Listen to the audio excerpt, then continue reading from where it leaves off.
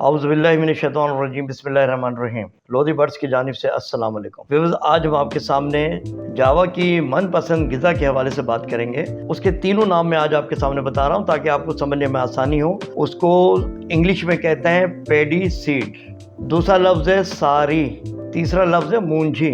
एक ही चीज़ के तीन नाम हैं, यानी कि पैडी सीड, मूंजी और सारी।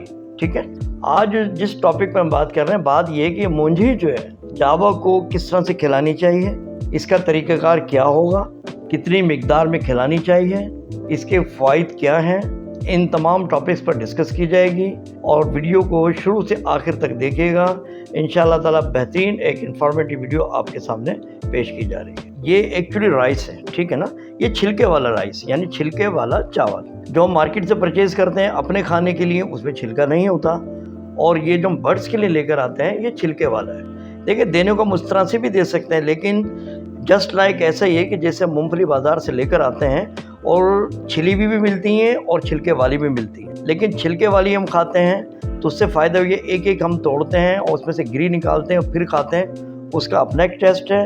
और छिली भी लेकर आते हैं, वो भी हम खाते हैं, उसका अपना टेस्ट है, लेकिन ज़्यादा मज़ा आता है छिलके वाली में। ठीक है, इसी तरह से राइस है, ये छिलके वाला राइस है। जब ये जावा के सामने आप पेश करते हैं, वो बहुत ही शौक़ से, बहुत ही मज़े ले लेकर इसमें इसको चावल नज़र आता है, उसको खाता है। ठीक है, अब सवाल ये पैदा होता है कि इसको बाज़ार से लाए और लाने के बाद क्या इसी तरीके से हम डाल देंगे उसके आगे?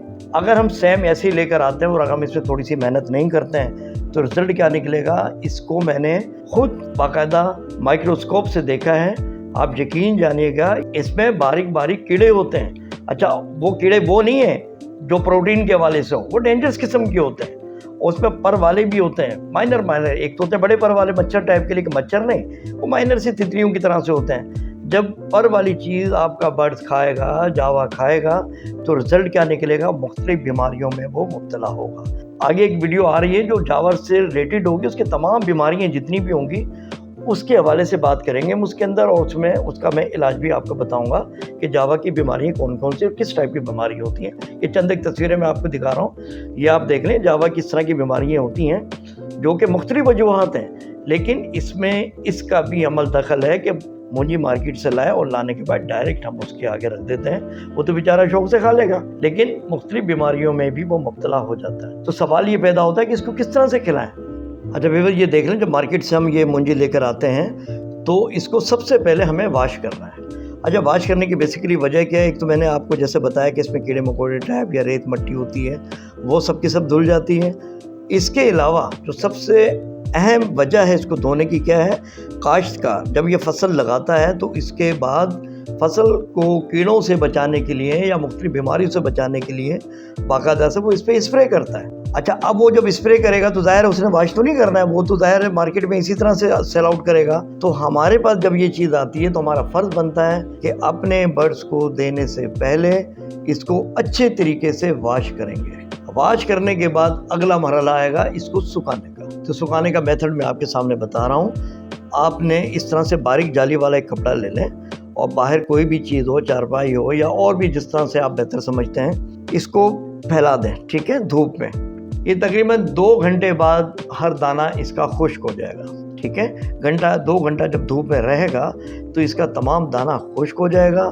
और खुश्क होने के बाद, और ख़ास तौर पे मैं आपको बता दूं, ये जो गांव देहात के लोग हैं जो अक्सर जो है गंदम मंगाते हैं और घर में गंदम रखते हैं स्टॉक और फिर जाते हैं आटा बनवाने के लिए, तो सबसे पहले गंदम को इसी तरीके से वाश करते हैं। वाश करने के बाद बाकायदा से इस तरह सुखाते हैं और सुखाने के बाद फिर चक्की पर भेजते हैं ताकि उनका आटा साफ़ सुथरा उनको मिले। ठीक है, हमने क्या करना है, इसको ज़ाहिर पिसवाना तो नहीं है, लेकिन इसको अच्छे तरीके से वाश करेंगे। वाश करने के बाद ये तरीक़ेकार मैं आपको बता रहा हूँ, इस तरह से घंटे 2 घंटे के लिए तेज़ धूप में आप रख देंगे। फिर जब बात करते हैं इसके बेनिफिट्स की, ठीक है ना, तो सबसे बड़ा बेनिफिट तो ये कि ये हमारे बर्ड्स में ब्लड सर्कुलेशन को जो है बहुत ही मेंटेन करके रखता है, क्योंकि वजह ये है कि इसमें फाइबर और कार्बोहाइड्रेट की मिकदार एक तो बहुत ज़्यादा होती है, दूसरी इसमें विटामिन और मिनरल्स, अच्छा, ये बहुत वाफिर मिकदार में इसमें पाए जाते हैं। अच्छा व्यूअर, विटामिन और मिनरल्स की जब हम बात करें तो सबसे पहले मैं आपको बता दूं, विटामिन B1, B6 इसमें बहुत ही वाफिर मिकदार में पाया जाता है। इसके अलावा मैग्नीशियम, फास्फोरस, मैग्नीज ये भी इसमें काफ़ी मिकदार में पाया जाता है। और सबसे बड़ा जो है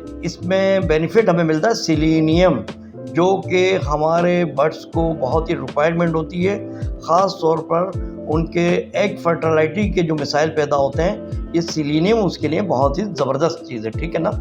तो अब ये देख लें कि ये जब हम अपने बर्ड्स को डालते हैं तो इससे इतनी चीज़ें हमें मिलती हैं। शर्त यही है, जो तरीक़ाकार मैंने आपको बताया इस तरीके से अपने बर्ड्स को दें, इंशाल्लाह ये बेहतरीन ब्रीड करेंगे और मुख्तलिफ बीमारियों से भी बचे रहेंगे।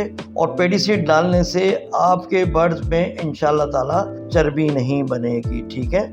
अब ये जावा के अलावा और किस किस बर्ड्स को दे सकते हैं तो वो भी आप सुन लें। कम मिकदार में आप अपने कॉकटेल को भी दे सकते हैं, लव बर्ड को भी दे सकते हैं, फिशर को भी दे सकते हैं, फिंचिस को भी दे सकते हैं और ग्रीन पैरट्स, इन सब को ये दिया जा सकता है। इन तमाम बर्ड्स में सबसे ज़्यादा जो शौक से खाता है वो है आपका जावा। वो भले किसी भी कलर का हो, जब इसको वॉश कर कर आप रखेंगे आप यकीन जानिएगा, ये समझे उनकी फेवरेट डिश है और वो बड़े शौक से खाएगा। सवाल ये पैदा होता है एक पेड़ को कितना देनी है, तो ये आपके सामने मौजूद है। एक पेड़ को आप इस तरह से दे देंगे, इतनी ये मिकदार जो मैं आपको दिखा रहा हूँ ये काफ़ी है और ये पूरे एक हफ्ते के लिए, ठीक है ना। ख़त्म हो जाए तो बीच में डालने की ज़रूरत नहीं, फिर एक हफ्ते बाद फिर आप दे दीजिएगा। अब अगर आपने कॉलोनी में रखे हुए हैं तो फिर ये मेथड नहीं होगा, बल्कि अब हम चलते हैं कॉलोनी में।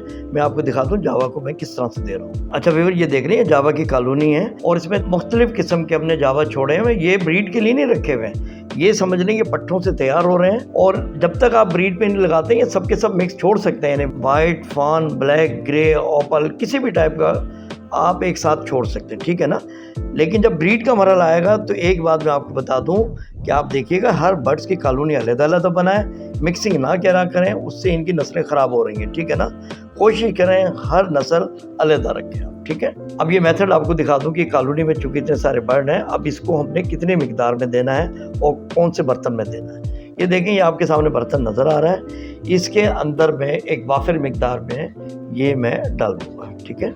ये समझो एक हफ्ते के लिए काफ़ी है। अब दरमियान में ये ख़त्म तो जल्दी कर लेंगे, क्योंकि धुलने के बाद आप ये देखना बड़ा साफ़ सुथरा हो जाता है और ये जावा जल्दी खाता है इसको। लेकिन मैंने मज़ीद नहीं डालनी है, अब मैं डालूंगा एक हफ्ते के बाद ही इसको। दूसरी बात, बाद इसमें जावा ऐसा करते हैं कि छिलके भी खा लेते हैं, तो आपको परेशान होने की ज़रूरत नहीं है। छिलके छीलने के बाद वो तो खाना ही है उसमें से चावल, लेकिन बाद ऐसा करते हैं उसके छिलके भी खा लेते हैं। अच्छा व्यूअर, एक बात का आपने ख्याल रखना है, देखें ये जो मेथड मैं आपको बता रहा हूँ आपने इस तरीके से यूज़ भी करना है। यूज़ करने के बाद आपने कमेंट सेक्शन में अपनी राय का इजहार ज़रूर कीजिएगा, ठीक है ना, ताकि दूसरे जो व्यूअर्स हैं उनकी भी हौसला अफजाई हो और बिला झिझक वो इसको धोएं और धोने के बाद अपने बर्ड्स को खिलाएं, ठीक है ना।